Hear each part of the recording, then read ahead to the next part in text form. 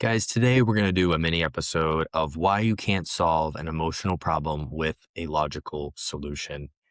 Emotional issues derive from the formless world, not in form. So, form would be anything that you can do or see with your five senses. Our emotional turmoil is stored and felt in the body and is created from thought. The physical world may direct the events in real time, but it is our interpretation of the events that produces the true felt experience. How do we address the emotional issues when logic is out of the picture? First, we must define the emotion out of order. If we start with defining the emotion, we can then go to how we then direct it. So asking ourselves questions like, what am I experiencing now that is outside of my norm? And what is preventing me from feeling like myself? Then we go to number two, which is this situational and is there an expected end date? If there is an expected end date, can I survive until then? And if not, what can I change about my current response? And if there isn't an expected end in sight, where do I need to adapt? And what about my response to the situation is acceptable or unacceptable? Third, what is the emotion or feeling asking me to pay attention to?